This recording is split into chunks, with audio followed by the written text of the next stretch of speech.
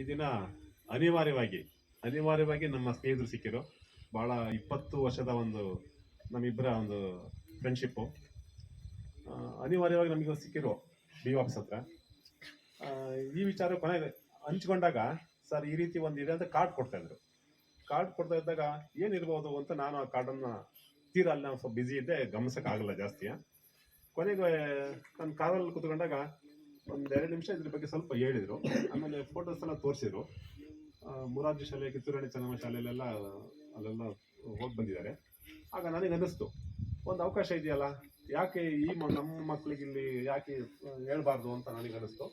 ಆ ತಕ್ಷಣ ನಮ್ಮ ಮಧುಕುಮಾರ್ ಅವರಿಗೆ ಫೋನ್ ಮಾಡಿದೆ. ಹಿಂಗೊಂದು ಒಬ್ಬರು ಸ್ನೇಹಿತರಿದ್ದಾರೆ, ಜ್ಞಾನದ ಬಗ್ಗೆ ಹೇಳ್ಕೊಡ್ತಾರೆ, ಅವಕಾಶ ಕೊಡ್ತೀರಾ ಅಂತ ನೀವು ಕೇಳಿದೆ. ಅದಕ್ಕೆ ಬನ್ನಿ ಕರ್ಕೊಂಬನ್ನಿ ಅಂದರು. ನೋಡಿ ಇವತ್ತು ಇದೆಲ್ಲ ನಡೆಯುತ್ತೆ ಅಂತ ನಮಗೆ ಗೊತ್ತಿರಲೇ ಇಲ್ಲ. ಇದನ್ನು ಈಗ ನೀವಲ್ಲಿ ಕರೆಕ್ಟಾಗಿ ಕೂತು ಅನುಭವಿಸಿದಿರಿ. ನಮಗಿಲ್ಲಿ ಕೂರ್ಲಿಕ್ಕೆ ಚೇರ್ ಮೇಲೆ ಕೂತಿದ್ವಿ, ಪೂರ್ಣ ಪ್ರಮಾಣದಲ್ಲಿ ನಮಗೆ ಅನುಭವಿಸೋಕ್ಕಾಗಲಿಲ್ಲ. ನಾವು ಮನೆಯಲ್ಲಿ ಅವ್ರು ಏನು ಹೇಳಿದ್ರು ಅದನ್ನು ಮನೇಲಿ ನಾವು ಮಾಡಿ ಪ್ರಾಯೋಗಿಕವಾಗಿ ಮಾಡ್ತೀವಿ. ನಿಮಗೆ ಕೆಲವೊಂದು ಅನುಭವ ಆಗಿದೆ ಈಗ ಫಸ್ಟ್ ಟೈಮು. ಇದನ್ನು ನೀವು ಮಾಡ್ತಾ ಇದ್ದರೆ ನಿಮ್ಗೆ ಅವ್ರು ಏನು ಹೇಳಿದ್ರು ಅದು ಬರುತ್ತೆ ಅಂತ ನನ್ನ ಅನಿಸಿಕೆ. ಈಗ ಸಮಯ ಆಗಿದೆ, ನೀವೆಲ್ಲ ತಿಳಿದು ಕೂತಿದ್ದೀರಿ.